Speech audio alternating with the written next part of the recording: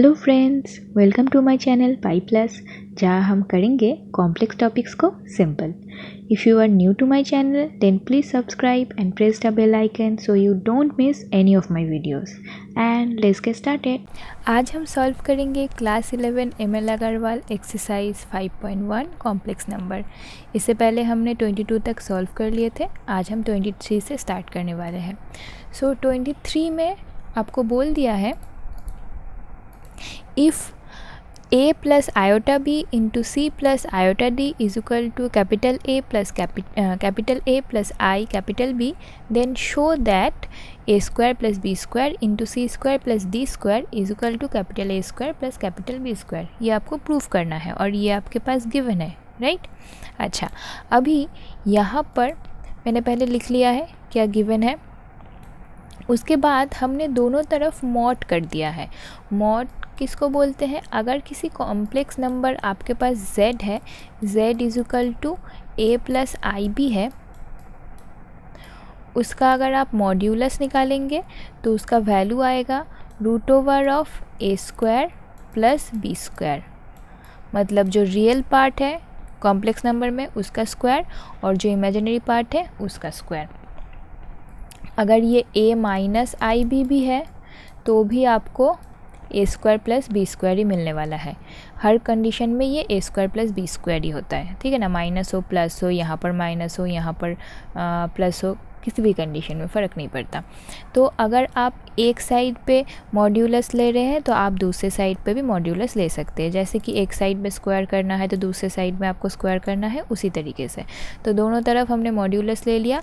अब एक प्रॉपर्टी होता है, अगर आपके पास Z1 और Z2 दो कॉम्प्लेक्स नंबर है तो आपने मॉड Z1 Z2 लिया है तो उसे आप अलग से लिख सकते हैं कि this is equal to mod Z1 into mod Z2।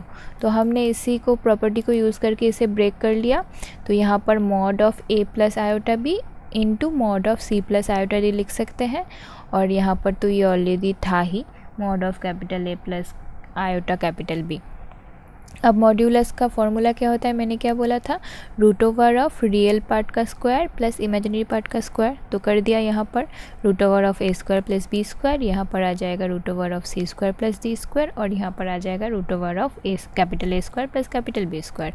अभी आपको प्रूफ क्या करना था? प्रूफ करना था कि यहाँ पर ये होल स्क्वायर रहेंगे पर ये रूट नहीं रहेगा।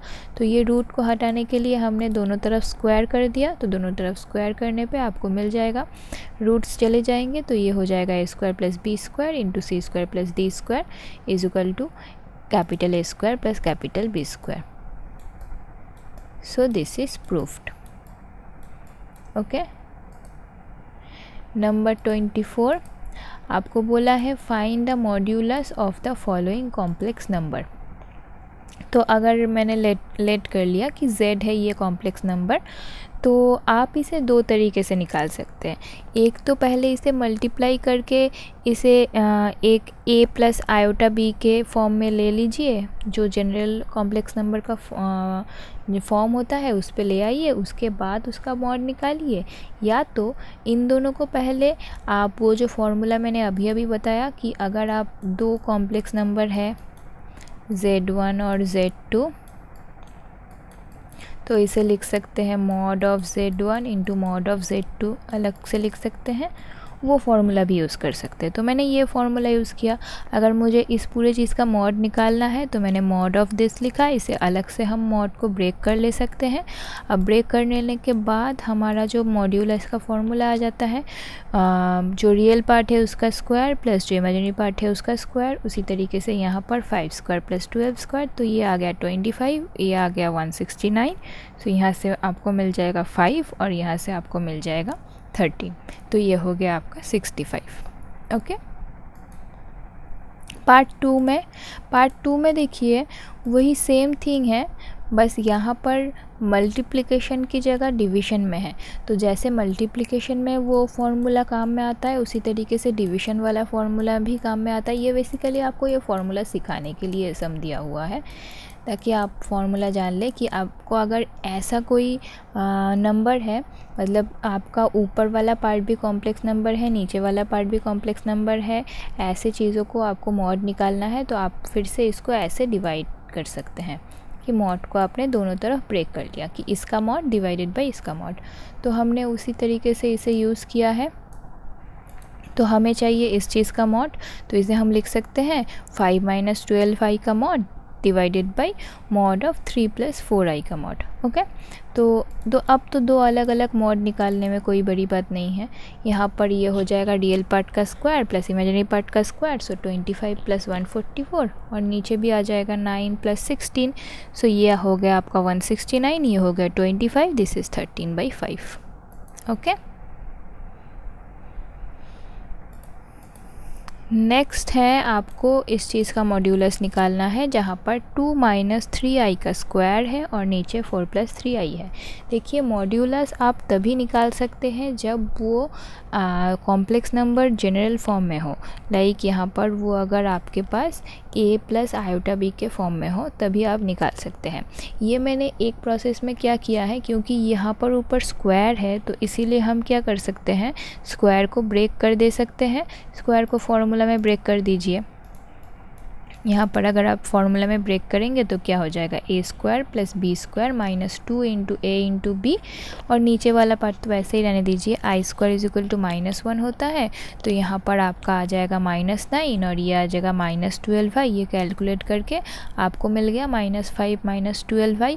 उसी तरीके से आप फॉर्मूला यूज़ करके इस चीज़ को कर सकते हैं। इसका आपको अभी मॉड लेना है, तो मॉड लेने के लिए आप दोनों पार्ट में पहले डिवाइड कर देंगे इस चीज़ को, कि ऊपर वाला पार्ट का मॉड डिवाइडेड बाय नीचे वाला पार्ट का मॉड। तो मॉड का फॉर्मूला यूज़ करके आप ये यहाँ पर से इस तरीके से एक कर सकते हैं। और एक जो तरीके से आप कर सकते हैं वो भी मैं बता देती हूँ। आप ये भी कर सकते थे, यहाँ पर स्क्वायर किए बिना, कि आप ये लिख सकते थे कि 2 - 3i × 2 - 3i divided by 4 + 3i लिख सकते थे। ओके, तो अभी आप जब इस चीज़ का मॉड लेंगे ना, तो ये क्या हो जाएगा, 2 - 3i का मॉड, ये सारे ब्रेक हो जाएंगे ना, मॉड को हम ब्रेक कर सकते हैं। तो यहाँ पर फिर से यहाँ पर ये हो गया 2 - 3i का मॉड डिवाइडेड बाय 4 + 3i का मॉड, ये आपको मिल गया। अभी आप इजीली यहाँ से क्या लिख सकते हैं, 2 - 3i का मॉड क्या होता है, √ऑफ क्या आ जाएगा, 2 का स्क्वायर मतलब 4 और 3 का स्क्वायर मतलब 9, सो 4 + 9, यहाँ पर भी आ जाएगा 4 + 9, और नीचे आ जाएगा, नीचे तो जो पहले था वही आ जाना चाहिए, नीचे आ जाएगा 16 और 9, मतलब ये हो जाएगा 16 + 9। तो अभी देखिए, यहाँ पर 4 + 9 कितना होता है, 13, और यहाँ पर √13 × √13 करके क्या मिलेगा आपको, 13, और नीचे ये 25/5। देखिए, ये भी एक प्रोसेस है जिसमें आप इजीली इस सम को कर सकते हैं। स्क्वायर को अगर आपको ब्रेक नहीं करना है तो आप इस फॉर्म में भी कर सकते हैं, ठीक है। या तो आप नॉर्मली इन जनरल इसको स्क्वायर को ब्रेक कीजिए, इसको कॉम्प्लेक्स नंबर में चेंज कीजिए, जनरल कॉम्प्लेक्स नंबर में, उसके बाद कीजिए। या तो आप मॉड्यूलस का जो फॉर्मूला है, यहाँ पर जो फॉर्मूला आप यूज़ कर सकते हैं, वो फॉर्मूला से और भी कम लाइंस में कर सकते हैं इस चीज़ को। ओके, नेक्स्ट सम को देखते हैं। यहाँ पर भी आपको इस चीज़ का मॉड्यूलस निकालना है, तो इसको भी आप उसी तरीके से सेम प्रोसेस में कर सकते हैं। जिस तरीके से हमने यहाँ पर इसको स्क्वायर को किया ना, तो इस तरीके से आप इसको भी सेम प्रोसेस में ना ऐसे ब्रेक करके कर सकते हैं कि 7 - 3i × 7 - 3i √7 - 3i × √7 - 3i।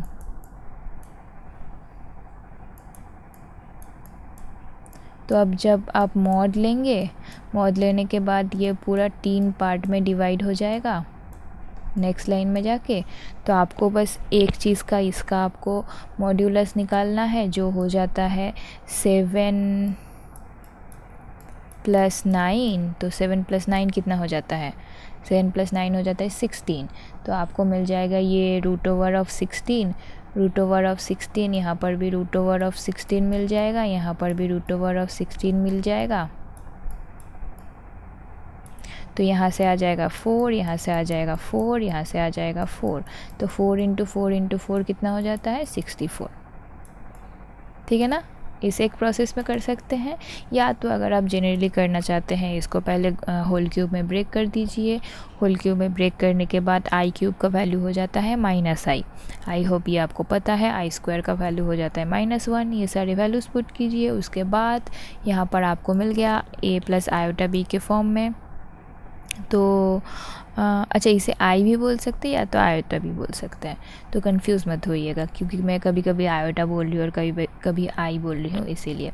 तो इसको जब आप मॉड लेंगे तो क्या हो जाएगा? a² + b²। तो यहाँ पर से भी देखिए आपको सेम ही आंसर मिलेगा। आप किसी भी प्रोसेस में कीजिए, आपको सेम ही आंसर मिलने वाला है। नेक्स्ट क्वेश्चन में है, आपको बोला है कि z बोल दिया है, z = 3 - √7/7i, और आपको फाइंड करना है modulus of z inverse. z inverse का मतलब क्या होता है? 1/z। तो 1/z का मॉड्यूलस आपको फाइंड करना है। तो चलिए, पहले अगर z ये है तो 1/z क्या होना चाहिए? 1/3 - √7i। पर देखिए यहाँ पर इंटरेस्टिंग बात क्या है कि कॉम्प्लेक्स नंबर का जो आयोटा साइन है वो कभी भी नीचे नहीं रह सकता, उसको आपको हमेशा ऊपर भेजना पड़ेगा। तो इसको ऊपर भेजने के लिए आपको क्या करना पड़ेगा? आपको या तो आप डायरेक्ट फार्मूला से कर सकते हैं। फार्मूला क्या होता है? इस चीज़ का फार्मूला हो जाता है conjugate of z divided by modulus of z का होल स्क्वायर। या तो आप डायरेक्ट फार्मूला से लिख दीजिए। तो कॉन्जुगेट ऑफ z क्या हो जाएगा? 3 + √7i, और मॉड z का होल स्क्वायर मतलब √ पार्ट चला गया, और बेसिकली मॉड z क्या होता है? √ यहाँ पर से आपको मिल जाएगा 3² + √7², राइट। तो आप अगर ये हो गया आपका मॉड z, अगर आप इसको स्क्वायर करेंगे तो √ पार्ट नहीं रहेगा, राइट। या तो आप डायरेक्ट फार्मूला से सोच सकते हैं कि डायरेक्ट फार्मूला लगा के हमने 1/z निकाल दिया, या तो आप ये सोच सकते हैं क्योंकि नीचे आपका पार्ट है 3 - √7i। तो मैंने क्या आपको सिखाया था पिछले वीडियो में कि अब जब भी आपको कोई भी कॉम्प्लेक्स नंबर के केस में आयोटा को नीचे से ऊपर करना हो, तब आपको क्या करना पड़ता है? नीचे वाले पार्ट के साथ, ऊपर नीचे दोनों पार्ट के साथ कॉम्प्लेक्स कॉन्जुगेट को मल्टीप्लाई कर देना पड़ता है जो नीचे वाले पार्ट में है। तो 3 - √7i का कॉम्प्लेक्स कॉन्जुगेट क्या होता है? 3 + 7i। तो आप ऐसे सोच सकते हैं कि आपने मल्टीप्लाई कर दिया 3 + √7i को ऊपर नीचे। तो अगर आप नीचे 3 + 7i को मल्टीप्लाई करेंगे, नीचे ऑलरेडी था 3 - √7i, तो ऊपर देखिए आपका आ गया 3 + √7i, ये तो आ गया। और नीचे देखिए ये a + b × a - b के फॉर्म में है, that will make a² + b²। तो a² क्या है? 3² और b क्या है? √7i का होल स्क्वायर। तो आपका माइनस और i² का माइनस प्लस हो गया, तो आपको ये मिल गया। या तो आप इस वे में याद रखिए इस चीज़ को, या तो आप फार्मूला से याद रखिए, किसी भी एक वे में आपको इसे चेंज करना है, ठीक है। डायरेक्ट फार्मूला अगर आपको याद नहीं रह रहा है तो आप ऐसे याद कर लीजिए कि नीचे जो है उसका आपको कॉम्प्लेक्स कॉन्जुगेट से ऊपर नीचे मल्टीप्लाई करना है और फिर कैलकुलेट कर देना है, ठीक है। एनीवे आगे बढ़ते हैं। तो इसका अगर आप चेंज करेंगे तो आपको मिल जाएगा 16। तो आपको मिल गया 1/z का वैल्यू मिल चुका है। अब ये है फाइनली 1/z का वैल्यू, क्योंकि यहाँ पर देखिए आयोटा ऊपर है। अभी आपको 1/z नहीं ढूंढना था, सिर्फ आपको मॉड्यूलस ऑफ 1/z ढूंढना था। तो कैसे ढूंढेंगे? मॉड्यूलस ढूंढने के लिए क्या करते हैं? रियल पार्ट का स्क्वायर प्लस इमेजिनरी पार्ट का स्क्वायर √। ऑफ रियल पार्ट क्या है? 3/16, और इमेजिनरी पार्ट क्या है? √7/16। तो इन दोनों का स्क्वायर करेंगे तो आपको फाइनली आंसर जो मिल रहा है दैट इज़ 1/4, ओके।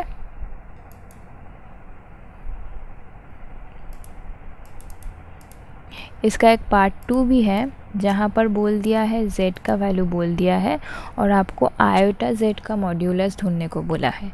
तो z पहले हम आयोटा जेड होगा क्या ये निकाल लेते हैं। तो z is equal to x plus i Y.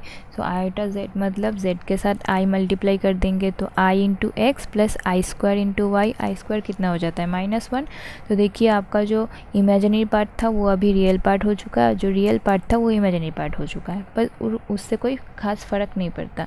अभी आपको मॉड्यूलस ऑफ आयोटा जेड निकालना है, और मॉड्यूलस ऑफ आयोटा जेड मतलब क्या होगा, इसमें जो रियल पार्ट है और जो इमेजिनरी पार्ट है उनका स्क्वायर करना है आपको। So root over of real part का स्क्वायर प्लस इमेजिनरी पार्ट का square, so root over of y square plus x square. देखिए z is equal to x plus i y का जो मॉड्यूलस होता है और इसका मॉड्यूलस सेम ही है, कोई फ़र्क नहीं पड़ा। नेक्स्ट है find the conjugate of i to the power 7। तो कॉन्जुगेट कैसे निकालते हैं, हम बेसिकली जो कॉम्प्लेक्स नंबर है a प्लस आयोटा b, वहाँ पर से आयोटा के साथ जो पार्ट है उसका साइन चेंज कर देते हैं।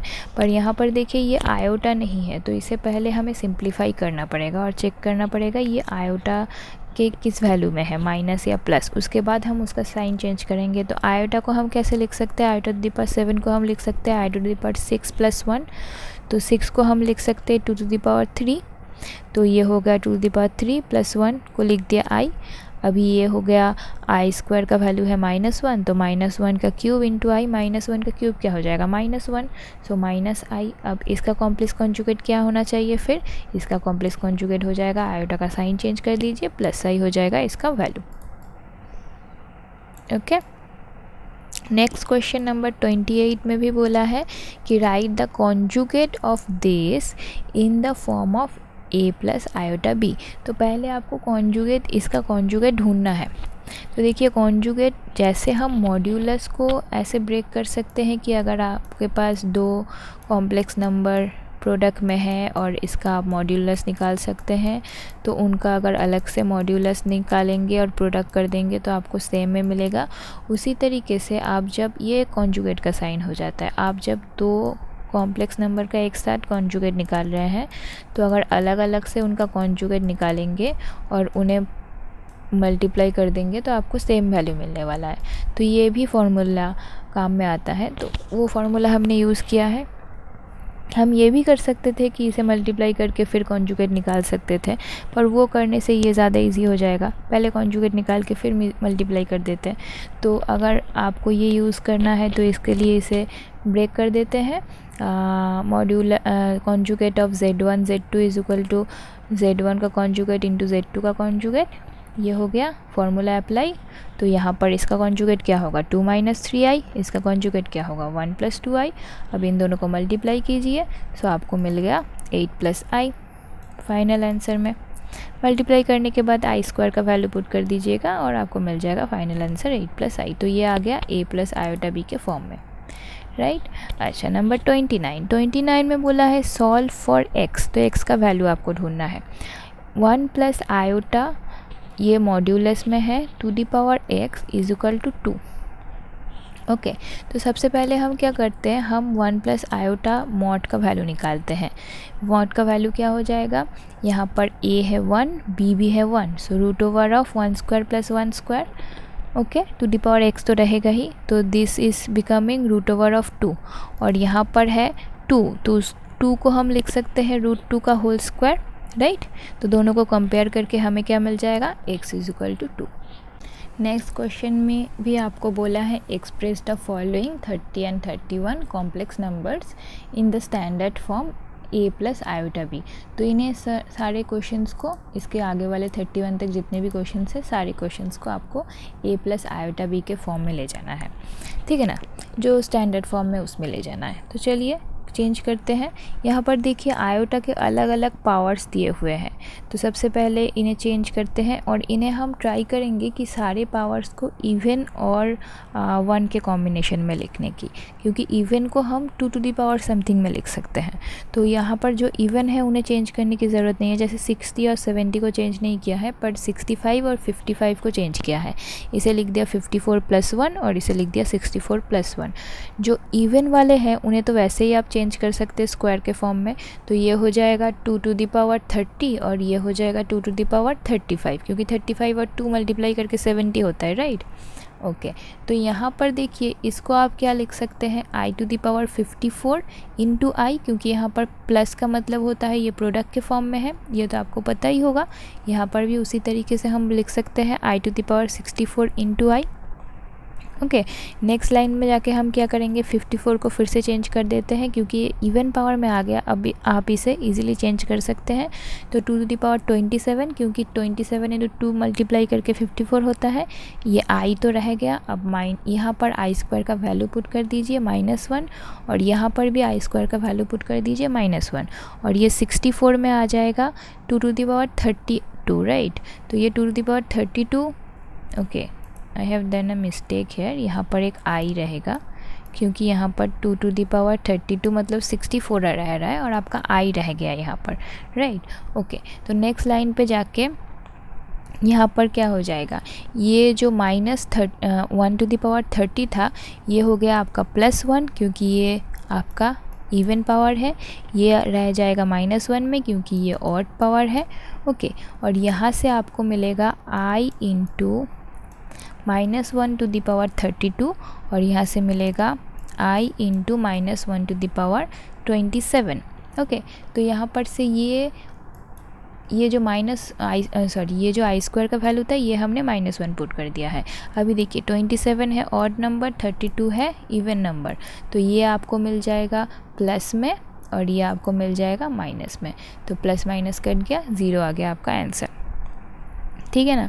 तो यहाँ पर से अगर 0 है तो इसे आप स्टैंडर्ड फॉर्म में कैसे लिखेंगे, इसे आप लिख सकते हैं 0 plus iota into 0। Okay, next question देखते हैं, पार्ट 2 में है I plus iota square plus iota to the power 4 divided by 1 plus iota square plus iota to the power 4। Okay, iota square का वैल्यू होता है -1, आयोटा टू द पावर 4 का value होता है 1। क्यों? क्योंकि आयोटा स्क्वायर को अगर आप स्क्वायर करेंगे आपको आयोटा टू द पावर 4 मिलेगा, और आयोटा स्क्वायर होता है -1, तो -1 का स्क्वायर क्या हो जाता है 1, इसीलिए iota to the power 4 is 1। Okay, यहाँ पर भी वैल्यू पुट कर दीजिए, यहाँ पर से आपका आंसर सिर्फ आई मिलने वाला है, ये सारे कट गए, बचा सिर्फ आई। और आई को अगर आपको जनरल फॉर्म में लिखना है तो यहाँ पर जो आई के सामने कोई रियल पार्ट नहीं है ना, तो इसीलिए उसको हमने 0 लिख दिया और 0 प्लस आई लिख दिया या 0 प्लस आयोटा लिख दिया। ओके, 31 में देखिए बहुत सारे यहाँ पर दे दिया है, iota square plus iota to the power 4 plus iota to the power 6 plus iota to the power 7, नीचे 2 3 सारे हैं, तो उसी तरीके से हम चेंज करेंगे। पहले जो इवन है उन्हें हम रहने देंगे, जो ऑड है उनको हम चेंज कर देंगे, राइट। जो इवन है उसको हमने यहाँ पर लिख दिया iota to the power square का स्क्वायर, इसे स्क्वायर का क्यूब। अब ये जो है इसे आप लिख सकते हैं 6 + 1, तो 6 मतलब होता है स्क्वायर का क्यूब, और आई चला आया यहाँ पर। उसी तरीके से यहाँ पर स्क्वायर का मतलब हो जाएगा -1 और क्यूब का मतलब हो जाएगा स्क्वायर इंटू आई। ओके, अब बस वैल्यूज़ पुट कीजिए, वैल्यूज़ पुट करने पे आपको यहाँ पर से एक आई मिल जाएगा, ये -1 + 1 कट गया, तो बचा क्या, -1 माइनस आई बाई माइनस आई। अब माइनस कॉमन लेंगे तो 1 + आई बाई आई हो गया। अब आप चाहे तो नीचे -i से मल्टीप्लाई कीजिए या +i से मल्टीप्लाई कीजिए, क्योंकि आप ऊपर नीचे दोनों पे मल्टीप्लाई करने वाले हैं। समझ लीजिए यहाँ पर से आप 1 + i इंटू आई मल्टीप्लाई कर रहे हैं, तो ऊपर भी आई मल्टीप्लाई कर रहे हैं, नीचे भी आई मल्टीप्लाई कर रहे हैं। ओके, इसमें ये आ जाएगा, अगर आप ऊपर नीचे दोनों में -i से मल्टीप्लाई करेंगे तो भी आपका ये कट के प्लस ही हो जाएगा, तो फ़र्क नहीं पड़ता। यूजुअली अगर आपके पास 2 + 3i होगा तो आप नीचे अगर 2 + 3i होगा तो आप नीचे 2 - 3i से मल्टीप्लाई करते हैं, पर अगर सिर्फ i है तो आपको इसका कॉम्प्लेक्स कॉन्जुगेट लेने की ज़रूरत नहीं है। i से भी मल्टीप्लाई करेंगे तो भी सेम आएगा, -i से भी मल्टीप्लाई करेंगे तो भी सेम ही आएगा। ओके, तो i से मल्टीप्लाई कर देते हैं ऊपर नीचे, क्योंकि i या आयोटा नीचे नहीं रह सकता, इसलिए मल्टीप्लाई करने के बाद आपका जो फाइनल आंसर हो जाएगा that will be -i minus I square. -i square होता है आई स्क्वायर होता है -1, -i स्क्वायर हो जाएगा +1, सो 1 - i, ये हो गया आपका आंसर। और यहाँ पर आपको मिल रहा है 1 plus i to the power 4 into 1 plus 1 by i to the power 4। इसको आपको जनरल फॉर्म में ले जाना है, तो ऑब्वियसली आपको टू द पावर 4 को चेंज करना पड़ेगा। तो सबसे पहले इसको 1 प्लस आई स्क्वायर को स्क्वायर में एक्सपेंड किया, उसके बाद उसका एक स्क्वायर रख दिया जिसको सेकेंड बार में हम एक्सपेंड करेंगे, ठीक है। तो पहले एक्सपेंड करने पे स्क्वायर के टर्म में क्या आ जाएगा, A square plus B square plus 2ab, तो ये आ गया 1 स्क्वायर प्लस आई स्क्वायर प्लस 2i। उसी तरीके से इसको भी एक स्क्वायर रख दिया और एक स्क्वायर को एक्सपेंड किया, तो 1 ए स्क्वायर मतलब 1 स्क्वायर प्लस 1 बाई आई का square plus 2 into 1 by I. Okay, अभी देखिए ये दोनों पार्ट तो कट जाएंगे क्योंकि ये -1 हो जाएगा और यहाँ पर भी -1 हो जाएगा, तो +1 -1 कट गया, बचा क्या, सिर्फ यहाँ पर से 2i, यहाँ पर से 2/i। तो 2i का स्क्वायर करेंगे तो -4 और यहाँ पर 2/i का स्क्वायर करेंगे तो भी -4। तो आपको फाइनल आंसर 16 मिल रहा है, जिसे आप अगर जनरल फॉर्म में लिखना चाहें तो आपको लिखना पड़ेगा 16 प्लस i इंटू 0, क्योंकि कॉम्प्लेक्स पार्ट है नहीं तो इसीलिए आपको इंटू 0 कर देना है। ओके, नंबर 32 में आपको बोला है find the multiplicative inverse of the each following. Multiplicative inverse किन्हें बोलते हैं, मल्टीप्लिकेटिव इन्वर्स मतलब समझ लीजिए आपके पास x है, तो x के साथ जिसे मल्टीप्लाई करने पे आपको 1 मिलेगा, that is the multiplicative inverse. मतलब x के साथ अगर आप 1/x मल्टीप्लाई करेंगे तभी आपको 1 मिलेगा ना, राइट। तो इसीलिए 1/x है x का मल्टीप्लिकेटिव इन्वर्स। उसी तरीके से आपको कुछ जानने की ज़रूरत नहीं है, आप बस इतना जानिए, अगर आपका 2 - 3i मतलब जो भी कॉम्प्लेक्स नंबर है उसे अगर आप उल्टा कर देंगे तो वो हो जाएगा आपका मल्टीप्लिकेटिव इन्वर्स, राइट। जैसे यहाँ पर अगर ये x है तो 1/x हो गया आपका मल्टीप्लिकेटिव इन्वर्स। पर कॉम्प्लेक्स नंबर में आई या आयोटा नीचे नहीं रह सकता, तो उसे ऊपर ले जाना पड़ेगा। तो ऊपर ले जाने के लिए क्या करेंगे, ऊपर नीचे कॉम्प्लेक्स कॉन्जुगेट से मल्टीप्लाई करेंगे, राइट। तो ऊपर नीचे कॉम्प्लेक्स कॉन्जुगेट से मल्टीप्लाई कर दीजिए। अगर आप ऊपर नीचे कॉम्प्लेक्स कॉन्जुगेट के साथ मल्टीप्लाई करेंगे तो क्या हो जाएगा, यहाँ पर 2 + 3i से मल्टीप्लाई किया, ऊपर भी 2 + 3i से मल्टीप्लाई किया, नीचे आपका a + b into a - b का फॉर्मूला आ गया, मतलब a square minus b square, क्योंकि आयोटा स्क्वायर या आई स्क्वायर होगा जो -1 होता है, तो ये प्लस हो गया। तो यहाँ पर से आपको मिल गया इसका multiplicative inverse 2/13 plus 3/13 into I. Okay, next सब में बोला है पार्ट 2 में 4 + 3i का आपको मल्टीप्लिकेटिव इन्वर्स ढूंढना है। उसी तरीके से आपको करना है, यहाँ पर भी आप 1 डिवाइडेड बाई 4 - 3i करेंगे, उसके बाद इसका जो कॉम्प्लेक्स कॉन्जुगेट है उससे आपको मल्टीप्लाई कर देना है, ऊपर नीचे 4 + 3i से मल्टीप्लाई कर देने के बाद उसी तरीके से नीचे आ जाएगा a square plus B square और ऊपर हो जाएगा 4 + 3i, तो आपको फाइनल आंसर मिल जाएगा। और इस वीडियो का आखिरी सम आपको 3 + √7i का मल्टीप्लिकेटिव इन्वर्स ढूंढना है। सेम तरीके से करेंगे, कॉम्प्लेक्स कॉन्जुगेट मतलब 3 - √7i से ऊपर नीचे मल्टीप्लाई कीजिए, उसके बाद नीचे वाले को यहाँ पर सिंप्लीफाई कर दीजिए, तो आपको मिल जाएगा 3/16 - √7/16 इंटू आई।